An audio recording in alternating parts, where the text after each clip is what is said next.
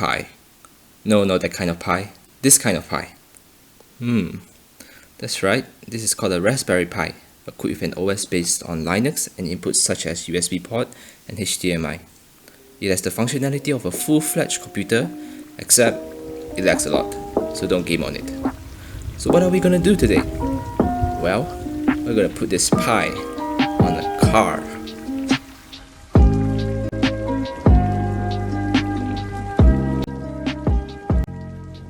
Well, I'm a university student studying electrical and electronic engineering, currently in my second semester. My task is to build a car and program it to allow a course which consists of black lines and multiple colors of lane, which we either have to ignore or follow them. The first task is to able to complete the course within 100 seconds, the next is to code for the car to move in different color lane within 3 minutes, and the last is to allow the Pi to recognize different shapes. By the time you watch this, the project is done. It's a side assignment with a task to create a poster to illustrate what we have done for the past 2 months. This video is to explain what I have put on the poster and is mainly for my lecturer. But if you somehow stumbled upon this video, Thief. Nah, stay on. You might learn a few things in this video. So sit back, relax and enjoy my bootleg presentation. And without further ado, let's begin.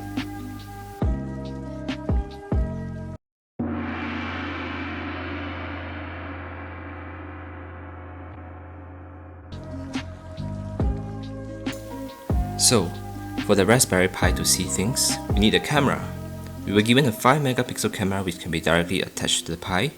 Using coding, we can import a library called OpenCV, which contains tons and tons of functions such as read for the camera to capture the video frame by frame, cv2.flip to flip an upside down view, cv2armshow to display what the camera sees on the monitor in a separate video.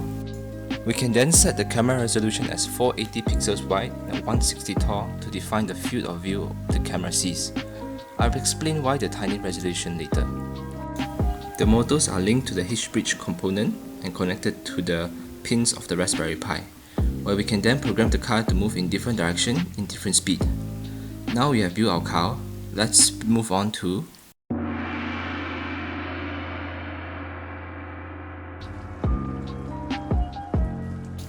To allow the car to move in a black line, the camera only needs to see 2 colors, black and white.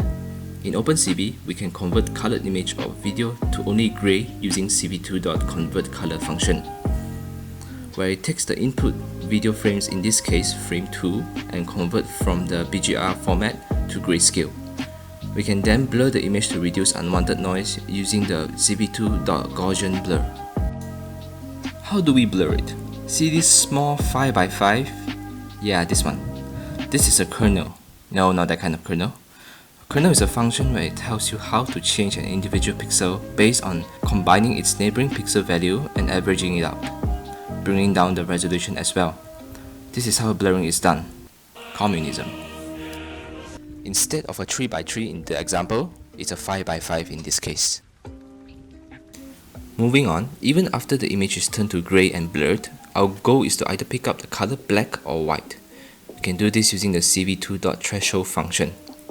By adjusting the threshold value, we can find a sweet spot to turn black to black and non-black to white.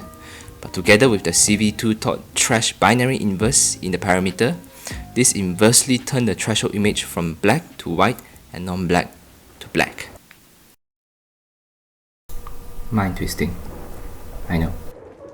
We can also further smoothen the image by eroding the thresholded frame using the cv2.erode function to remove any protruding or extra noise from the main black body. We can also add a cv2.dilate function to sharpen and increase the eroded image to give a more uniform body compared to the original. After that, we can use the fine contour function which allows to identify the shape and outline of the black line by finding its curving or joining point of the body. This is going to be used in our later section of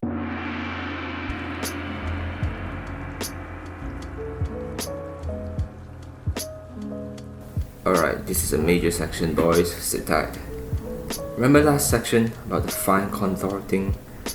Well, we can return the contour found in a variable named contours, which then can be used to store the outline of the black object. The function does this by having a chain of clock symbol in its parameters, which only finds the interesting or curving point of the body. The existence of the contours can be guaranteed using the LEN function, where it calculates the length of the contour. Now, how do we follow the line? Well, first, the contours must exist in a frame by using the len function. If it's in, then we must locate the center of the line by using a series of codes. The initial step is to implement a max function which takes in the existing contour and area of contour, while returning which has the highest value. The variable mn is assigned to a function called cv2.moment, where it is tasked to find all moment in the max function. We can find where the black line is at the x-axis of the set resolution of 480 pixel wide by using this formula right here. From here, we can dictate on which region on the screen is the black line considered left, right, or just straight. Then we can assign the monitor to turn or go straight according to their direction.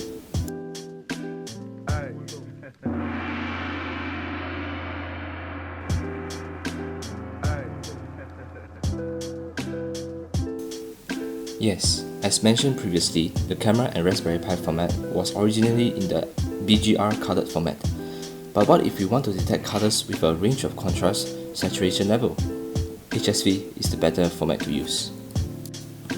HSV stands for Hue, Saturation, Value of Luminosity. The hue determines the color range, saturation determines the intensity of the color, and value of luminosity states how bright or dark the color is. We can convert the BGR format to HSV using again the cv2.convertColor function. Now, there are a total of 4 colors in the track and each has a specific range of HSV value. To allocate these values for the color, we can use a HSV graph as reference. Each color will have 2 arrays of HSV values, one for the lighter while other for the darker version. If we would like to detect red, for example, we can choose the hue value between 0 to 14 or setting the saturation value between 43 and 255 with the luminosity value of 50 to 190. After this, a cv2.inRange function is used to output the values between the set values in white while turning everything outside in the range black.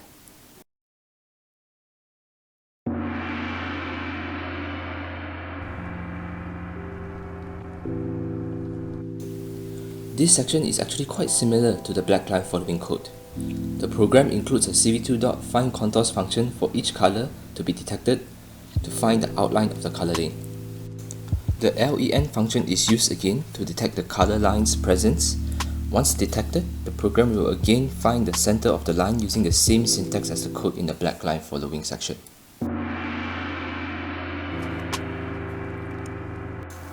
We have a problem here. Remember in the task section I mentioned that the car must go on a specific color lane while ignoring the others? For example, how do we ignore red if the camera sees both black and red, and we only need to go black? Well, to do this, we can just separate the code by putting the black line following code into a sub-function and call it only when the camera sees black and no other color.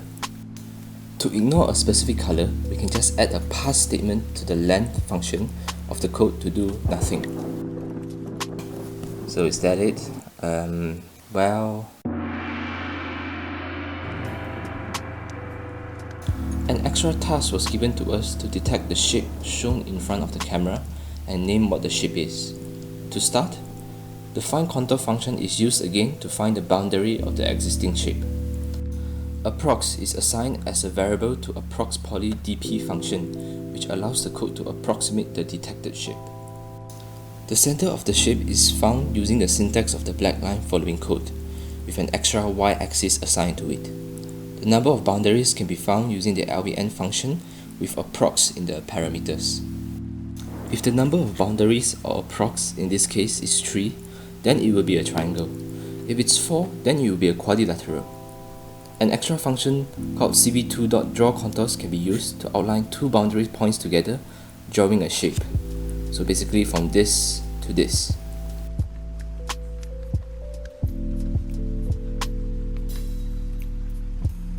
So yeah, that's it.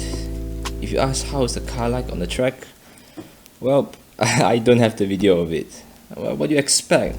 It was stressful as hell and I was constantly at my computer squatting down or fixing errors for code. Painful.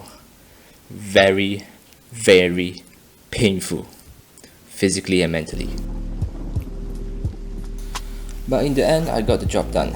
The car was successful in completing the track within 100 seconds. It was able to go certain color lane while ignoring the others, as well as shape detection.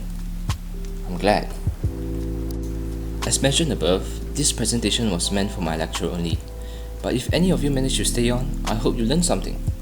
This presentation was originally going to be just me talking to this poster and nothing else.